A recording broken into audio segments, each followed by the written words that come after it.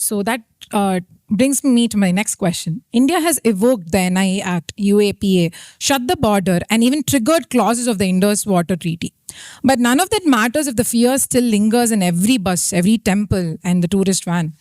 What unapologetic, uncompromising, and unforgiving doctrine would you push forward so that the next would-be jihadi knows India no longer tolerates terror, it eradicates it? I'll just take an example to talk about the civilizational battle, why it is ongoing, why it will be ongoing for some more time. That is why, respectfully, I said any of my Muslim sister or brother in this room should not mistake me for what I'm saying, because my remarks is not against the religion. And it is a very important religion of the world, and a lot of people practice, preach. And India is a country that has embraced every single religion all the time. And we never discriminated against anybody. But still, when a certain religion is wrongly interpreted, wrongly taught, it is used as a weapon in the hands of a certain few to bring their outdated dogmatic ideas, then it needs calling out. So the example I'm going to bring to you, you all know the Ram temple. I'm not going to take Ram temple today. I'm going to take the Benares Kashi Vishwanath temple. So just to give the civilizational battle. So many of you might not know the whole story.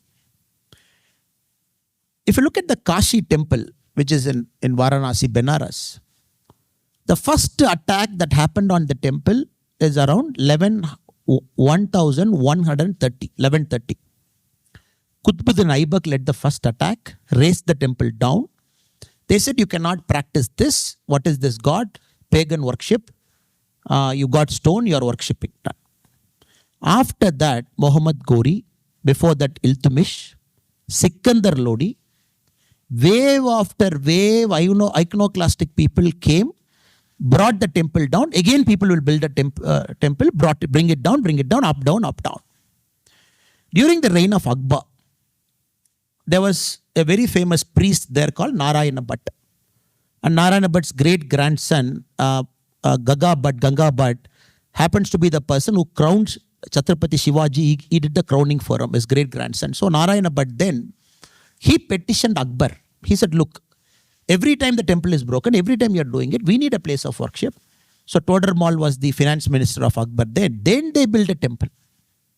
That temple was brought down by Aurangzeb in 1669. Again, it was brought down. So again, people took the linga out. Again, they started practicing. Again, 1809, even that was brought down. So I'm just telling you 1,000 years of continuous battle. Breaking, rising up. Breaking, rising up. So the case was in then the British times from 1835 onwards, 1935, a sense of judgment. Again, it went on appeal. From 1991, a civil suit in Varanasi, and that is stayed for 20 years. Now 2021, they opened it.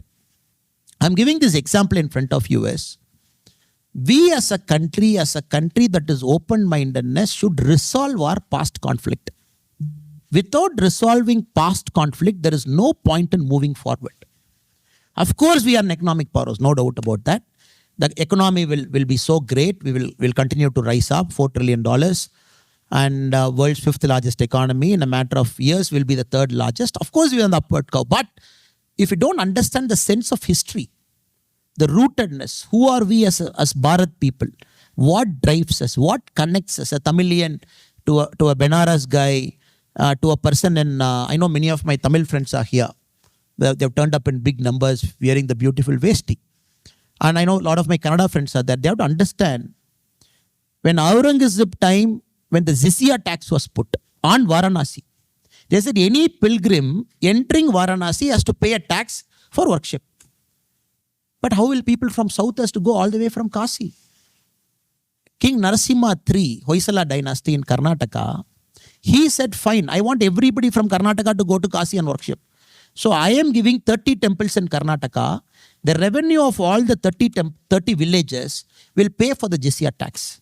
So there was always Bharat, there was always North-South. There was always the sense of unity. When the jizya tax people from Karnataka or people from South could not pay to visit Varanasi, King Narasimha III said, this is my 30 village. The revenue of the 30 village, I will pay to the Mughals so that you should not stop anybody coming from South to go to Kashi.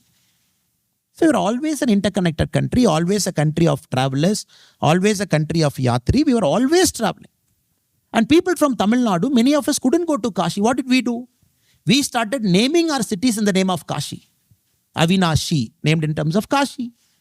We have a district called Tenkasi, named in the name of Kashi.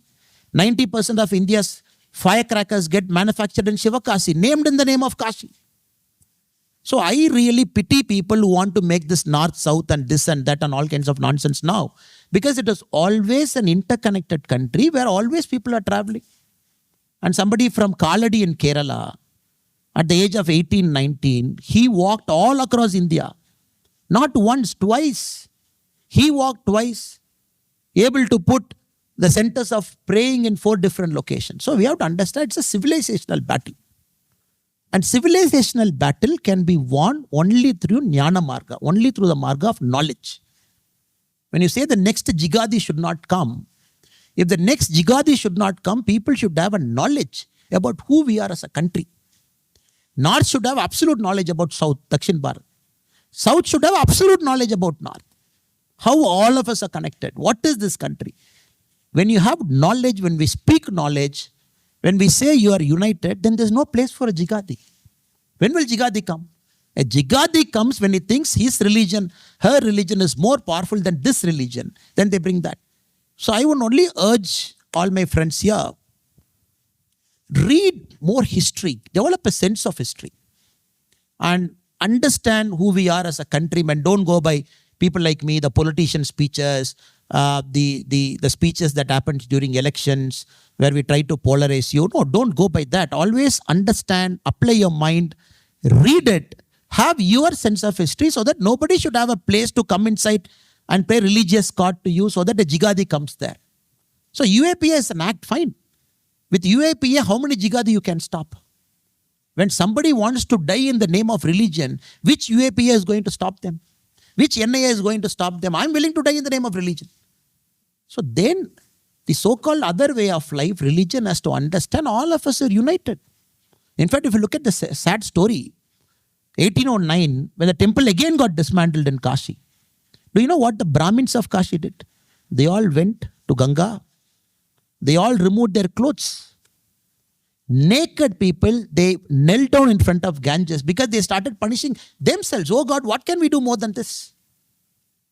Waves after waves after wave, the temple getting attacked. They said we are giving punishment to ourselves. If you read that kind of record the British wrote, how the Brahmins of Kashi punished themselves. It's a horrific story. But we have to understand. Now suddenly we vilify certain community in our country. We vilify Brahmins. We vilify this. We vilify that. We have to tide over this. And that is my only answer. Because Jigadis will keep coming. Just yesterday in Canada, Vancouver. What did people do? Innocent people. Philippines people. They're celebrating their day. Somebody with a crude ideology takes their car, drives into it, kills 11 people. 18, 19 people injured. Another 4, 5 might die. The same thing happening day in and day out across the world. That to US, Canada, UK, Germany, France, and most of the European countries, we are seeing this sudden wave in the last 10 years where people want to use any projectile to kill innocents. Because religion drives them so, it blinds them so much, they want to just go and kill.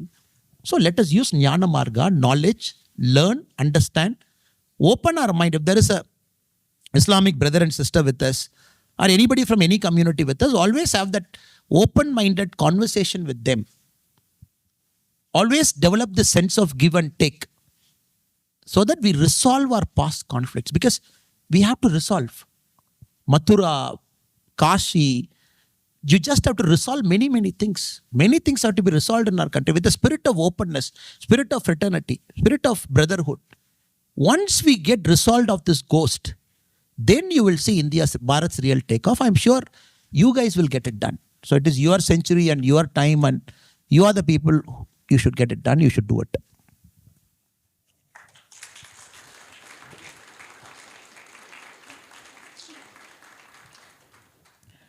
Thank you, sir.